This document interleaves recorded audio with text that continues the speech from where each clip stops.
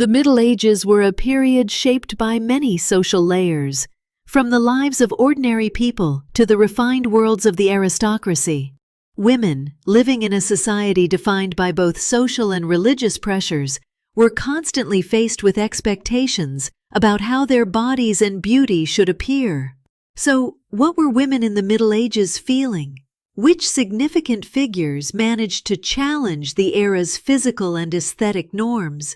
Today, the traces of these historical pressures still shape our society's understanding of beauty. Let's dive deeper into how women in both the past and present have approached body image and societal pressures. In the Middle Ages, the concept of beauty was often based on elevating the soul rather than the body. However, this didn't prevent society from forming judgments based on women's physical appearance.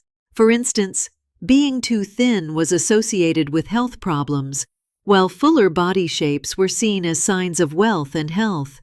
In the beauty standards of this era, noble women were defined not only by their physical beauty, but also by their virtuous and pure souls. One important figure from this period was Hildegard von Bingen, a prominent female religious scholar of the Middle Ages. In addition to her deep knowledge of mysticism and theology, Hildegard had a critical perspective on the societal roles of women. She questioned the concept of beauty and womanhood, advocating for the emphasis on women's inner values and spiritual strength rather than their physical aesthetics. Hildegard's views on the female body were a resistance to the oppressive beauty standards of the time. This was a stance many women could not afford to take in the Middle Ages. Many women suffered through bodily hardships to conform to the aesthetic norms of the time, feeling insecure because of unhealthy beauty standards. In the Middle Ages, food not only determined bodily health, but also social status.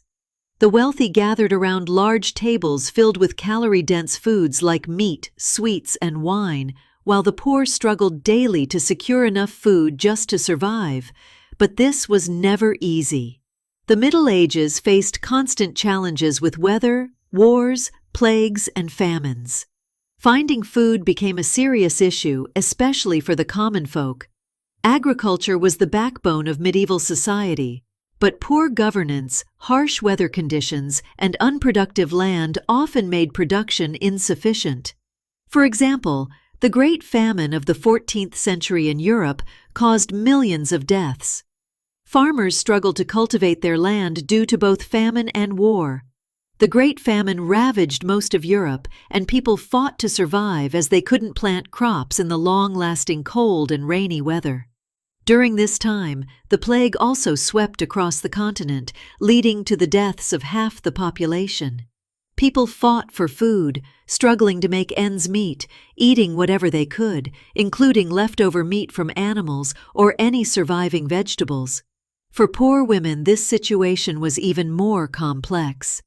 Women working as agricultural laborers or at markets, trying to feed their families, were carrying the greatest burden of food procurement. Traditional meals at the time were often grain-based and simple. Bread, porridge, cabbage, and occasionally meat or fish were the main food sources for peasants.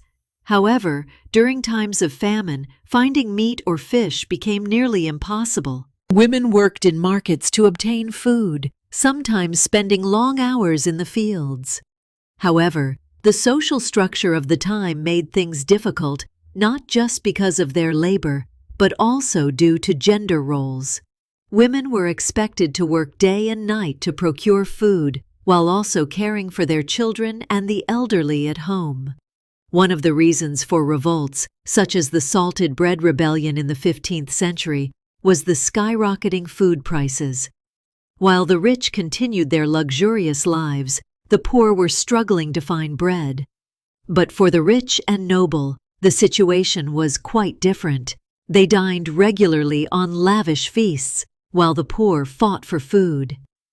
In this period, the struggle to find food was just as influential as the ideal female body in the Middle Ages.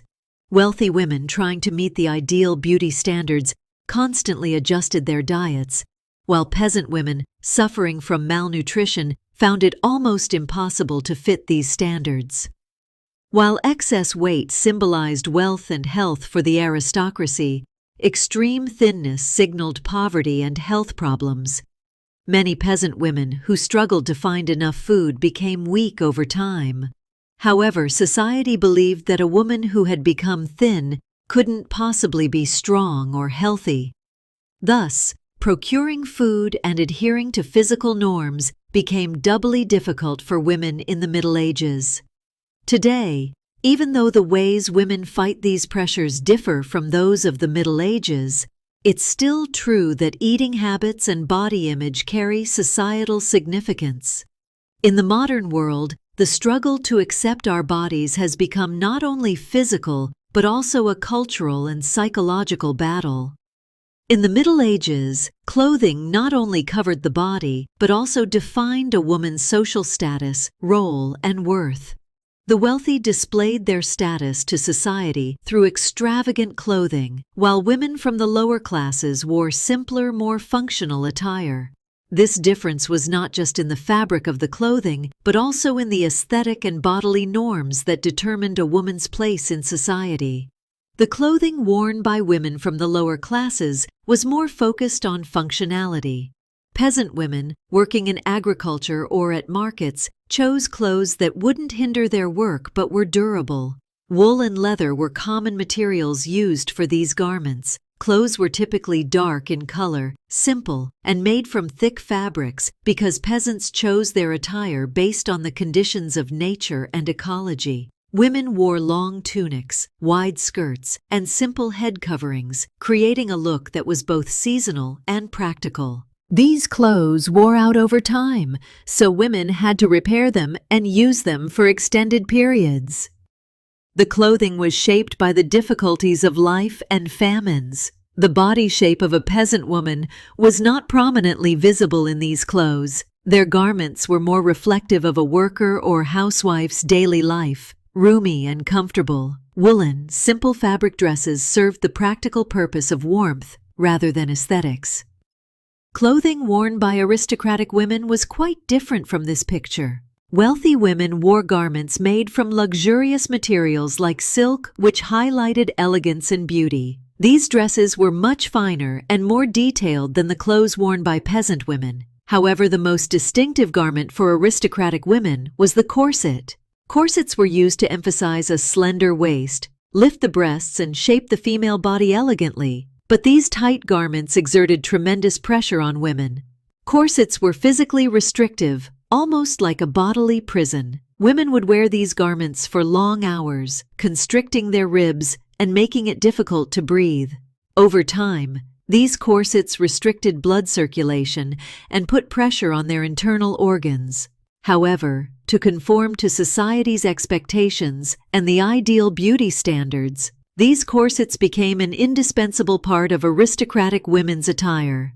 The discomfort aristocratic women felt while wearing corsets usually didn't show on the outside. It wasn't just a physical pressure, but a psychological one as well. Even though women struggled to breathe inside these corsets, they accepted this pressure in order to be considered beautiful and elegant. For women, these tight garments were a reflection of how they presented themselves to the outside world and how they fulfilled their gender roles. The outward perfection was, in fact, an internal struggle.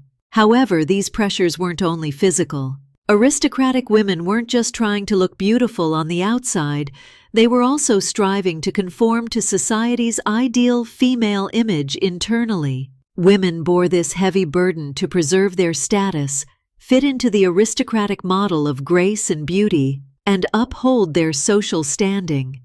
Women in the Middle Ages had to fight not only with physical aesthetics, but also with their health. Health was particularly important for women because the medical knowledge of the time was not as advanced as what we have today. However, a woman's body was not only associated with her individual health, but also with societal values. Health issues for women were often closely tied to societal gender roles. For instance, childbirth was both a social responsibility and a great risk for women. In the Middle Ages, births usually took place at home and were conducted by a midwife. However, this process often carried a high risk of death. A woman's body was valued primarily for its fertility. This further amplified the physical pressures women faced throughout their lives. When women were seen as weak or ill, this was often perceived as a reflection of their inner weakness. A woman's physical frailty affected her role in society. Therefore, women were required to present their bodies in accordance with society's expectations regarding their health. This situation added more pressure on women in the Middle Ages, not just regarding their outward appearance, but also in terms of their inner strength. Today, the bodily perceptions and societal expectations that women faced in the Middle Ages remain a battleground. Although society has progressed and changed, the pressures on women's bodies are still present. A woman's physical attractiveness continues to be regarded as a measure of success, health, and social acceptance, heavily influenced by the media. Today, the norms women struggled with in the Middle Ages still exist, albeit in different forms. The fashion industry and social media pressure women to conform to specific body measurements and beauty standards. For instance, body type, skin color, and hair models are seen as elements that reinforce the image of a young and beautiful woman. However, having this ideal body does not necessarily mean a woman is happy or healthy. These pressures often lead many women to feel insecure about their bodies. Through social media, idealized female bodies are presented as another beautiful lifestyle, and women try to reach these ideals. But compared to the norms of the Middle Ages, beauty pressures today are more widespread. Just like in the Middle Ages, there is still societal pressure for women to shape their bodies according to norms. It's not just physical beauty, but also psychological and cultural factors that influence women. The impact of media heightens the pressure women feel to meet these beauty ideals. In the Middle Ages, beauty was not only seen as a physical trait. Beauty was also considered a virtue. The ideal female body was often associated with wealth and health during this time.